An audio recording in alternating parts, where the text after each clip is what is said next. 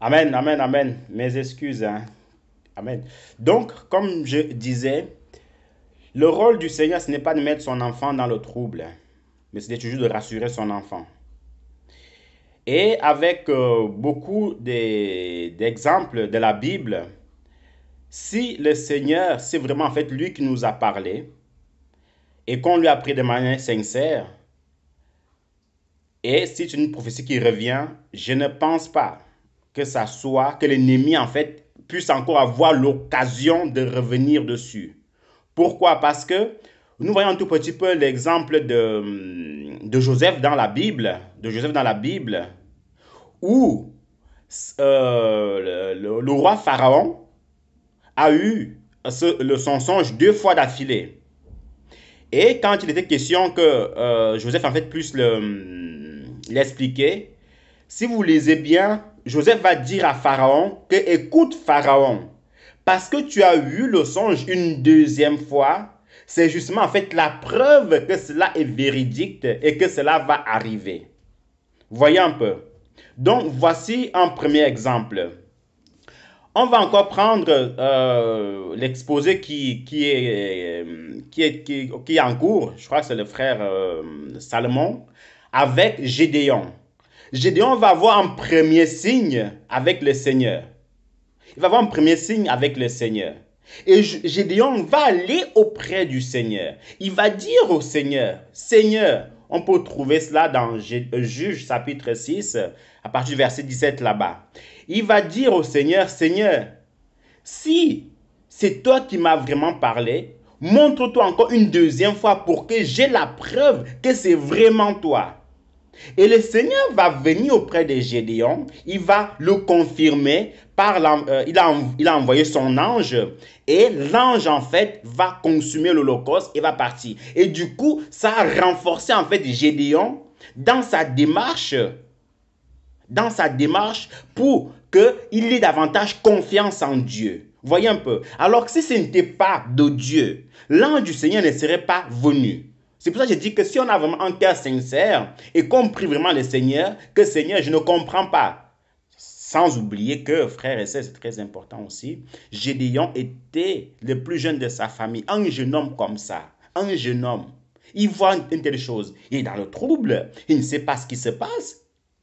Raison pour laquelle il est parti auprès du Seigneur. Il lui a dit, Père, si c'est vraiment toi, renvoie encore ton ange une deuxième fois. Est-ce que vous pensez que une telle parole, une telle prière, Satan peut encore s'immiscer pour venir auprès du Seigneur? Satan est puissant, oui, mais la puissance du Seigneur est au-delà triplement, 1 million de fois plus que celle de Satan. Donc le Seigneur bloque toujours toute prophétie qui n'est pas de lui, surtout quand son enfant est dans le trouble, quand son enfant le prie pour dire que Père, c'est vraiment de toi, fais en sorte que ça ne vienne pas. Maintenant, ou par contre, l'ennemi peut encore s'initier, c'est que si jamais on a une prophétie et qu'on la néglige et qu'on dit juste que bon, Seigneur, voici, fais en sorte que ça revienne. Ça c'est en fait une prière à la légère. Ça veut dire, tu n'es pas convaincu. Vous voyez? Mais c'est pour ça il faut toujours, quand on a une prophétie et que ça nous trouble, asseyons-nous, méditons, cherchons de savoir ce que le Seigneur veut nous dire là-dessus. Et quand c'est vraiment dangereux, et parce que le but du Seigneur, ce n'est pas d'aller annoncer des faussetés dans la maison du Seigneur, non. C'est d'aller annoncer en fait des choses qui doivent arriver. Alors on prie le Seigneur de manière sincère, à genoux, et le Seigneur fera en sorte que si ça vient véritablement de lui, il bloquera tout accès de l'ennemi, toute chose de l'ennemi. Sinon, ça veut dire que euh, Satan est plus fort que Dieu. Puisqu'on a prié le Seigneur en disant Seigneur, c'est vraiment toi, fais en sorte que ça vienne, et Satan vient encore. Vous voyez? À côté de ça, on est d'accord que le Seigneur peut permettre que Satan arrive. On est d'accord par rapport à cela. Mais on appuie beaucoup ce qu'on est en train de dire, que si l'enfant de Dieu est vraiment sincère dans ce qu'il fait, on avait le cas avec euh, Joseph, l'explication de Pharaon, Gédéon, d'autres exemples encore. Frères et sœurs, Satan ne pourra plus venir. Satan ne pourra plus venir. Et déjà, en général aussi, quand on reçoit quelque chose 2 fois d'affilée et que c'est avec exactitude, ça tend beaucoup plus en fait dans le vrai. Maintenant, on peut aussi recevoir une prophétie du premier coup et puis on annonce, on est convaincu, on peut aussi l'annoncer. Mais si on est dans le doute, on est dans la difficulté, on ne sait pas si on doit le dire, alors on peut demander au Seigneur, ou aussi en parler avec un frère, ou aussi en parler avec son épouse. Moi, je me souviens qu'il y a quelque temps de cela, j'avais eu un rêve envers un frère, et je l'ai partagé avec ma femme. Ma femme m'a dit, écoute, bon, c'est un bon rêve, mais non, on n'y va pas le raconter au frère parce que c'est pas bon. Vous voyez un peu, vous voyez, c'est pas bon. J'ai dit, ok, il n'y a pas de problème. Vous voyez, c'est pour dire quoi? Pour dire qu'il y a des choses que nous, on croit être bon, mais avec méditation, ou avec partage avec un autre frère, ou avec notre femme, ou avec une sœur, bah, on peut avoir un deuxième point de vue par rapport à cela. Ce n'est pas toute prophétie. Dès qu'on a, allez, pouf, on balance. À force de balancer, c'est nous qui allons être balancés. Donc, c'est un peu ça ce que je peux dire pour ta question. Si on a un cœur sincère et une vie intègre. Amen, amen, amen. Vous voyez donc, il y a beaucoup d'attributs. Et surtout, quand le Seigneur veut faire son œuvre au travers de nous. Le Seigneur est venu près de Gédéon parce que Gédéon avait une mission. C'était de renverser l'autel de Baal. C'était de renverser ça. C'était de renverser. Mais Gédéon ne savait pas comment le renverser.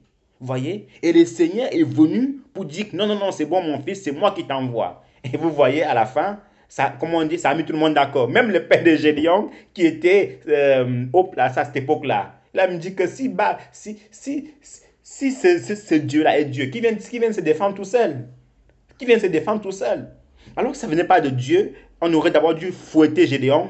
Son père allait d'abord bien dû le chicoter, dire pourquoi tu as fait ça. Mais parce que ça venait de Dieu, alors il a dit, ben, c'est bien mon fils, ben, félicitations. Hein. Alors si ce Dieu, ceux qui veulent te tuer là, qui passent d'abord par moi. Hein. Voyez un peu. Donc voilà un peu mon frère pour ta question. On va prendre une deuxième question de ce côté. Amen. Amen. Lui, la question c'était par rapport au premier aspect sur les femmes en fait. Et c'était au niveau de... Qu'en est-il par exemple des sœurs qui sur YouTube ou sur les réseaux sociaux, bon je ne sais pas si je vais appeler, font des enseignements ou des pré... Bon je ne sais pas si je vais dire que ce sont des enseignements. Ça dépend peut-être aussi du point de vue de chacun. Mais les sœurs qui ont peut-être des pages YouTube ou des pages Facebook où elles débattent sur des thèmes bibliques, donnent des messages, exhortent, ainsi de suite en fait. Qu'en est-il? Est-ce qu'elle rentre aussi dans le cadre de ce qu'on a vu tout à l'heure ou bien est-ce que ça c'est permis? Amen. Que le Seigneur soit loué, que le Seigneur soit béni pour la deuxième question. Comme on a dit, un enseignement, c'est quoi? Un enseignement, c'est ce qu'on est en train de faire. C'est-à-dire quoi? Tu prépares quelque chose avec des versets à l'appui et il y a un auditoire devant toi. Il y a un auditoire devant toi, comme si tu faisais en fait un meeting, un auditoire devant toi et tu enseignes, ainsi de suite, ainsi de suite. Voilà ce qu'on appelle un peu un enseignement. Et un enseignement, c'est aussi pour poser des fondements, pour poser en fait des bases. Vous voyez?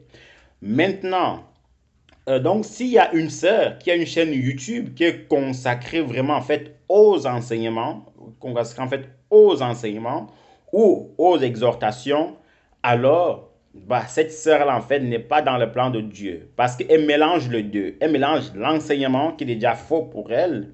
Il y a des exhortations. Donc, ce n'est pas bon, ce n'est pas bon. Maintenant, si une sœur par exemple, on voit comme la sœur l'a dit, dans les chaînes YouTube ou une plateforme où il y a beaucoup de sœurs en fait qui prennent un thème, par exemple, sur le mariage, que chacun donne son avis, chacun donne son avis, il y a des interventions à gauche et à droite. Ça, c'est beaucoup plus en fait sous forme d'exhortation. Vous voyez, parce qu'il n'y a pas qu'un seul en fait qui parle.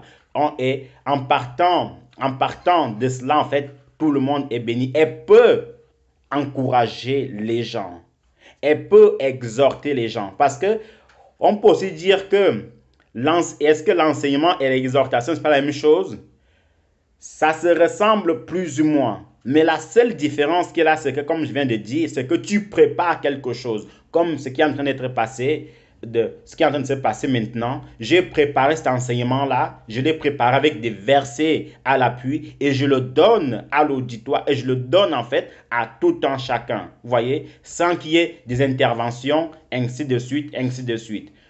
Voyez un peu. Maintenant, si dans une plateforme, vous vous retrouvez en fait, par exemple, avec des sœurs, et que vous discutez sur le mariage, attention, il y a une différence entre discuter en fait sur le mariage, non en fait un enseignement sur le mariage. C'est différent. Discuter sur le mariage, c'est par exemple, voici comment une femme peut être entre sœurs. Hein. Voici comment une femme voici comment en fait une femme peut bien prendre soin de son ménage, ainsi de suite, ainsi de suite. Ça, c'est un encouragement entre les sœurs. Maintenant, ce qui aussi, peut-être pour faire encore une grande différence, une grande différence, c'est que c'est mieux quand des sœurs en fait parlent et qu'il n'y ait pas d'hommes. Voyez un peu, oui, qu'il n'y ait pas d'hommes. S'il peut y avoir des enfants. Parce que dès le moment en fait il y a la présence d'un homme, ça peut fausser tout. Parce que la Bible dit que c'est l'homme qui a été créé en premier et non l'homme. Donc la femme ne peut pas prendre autorité sur l'homme. Et quand l'homme est déjà là, quand en fait la femme commence à prendre autorité sur l'homme, ça devient déjà en fait quelque chose qui n'est pas, qui n'a pas de sens en fait. Donc je dirais beaucoup plus par la grâce de Dieu, c'est que quand une sœur encourage, c'est mieux qu'il n'y ait pas d'homme. Parce que quand tu fais cela, qu'il y a un homme, tu es en train de prendre autorité et tu es en train de faire ce que le Seigneur dit de ne pas faire. Voyez un peu. Mais en tant qu'homme, quand un homme, lui, prêche, il peut prêcher devant les hommes, devant les femmes, parce que tu es en train de donner quelque chose, un message venant du Seigneur. Tu es en train de parler comme une autorité, tout simplement. Parce que sinon, si on s'arrête vraiment dans le sens où la femme ne doit plus parler, ça serait vraiment dommage, en fait. Ça serait vraiment dommage. Mais si c'est pour encourager, pour nous en fait une exhortation. D'ailleurs, entre nous ici, il y a eu des sœurs qui ont donné des encouragements, qui ont dit j'étais béni et qui ont béni en fait tout le monde. Vous voyez, ça aide l'assemblée entière. Vous voyez, pourtant il y a les hommes en fait. Pourtant il y a les hommes.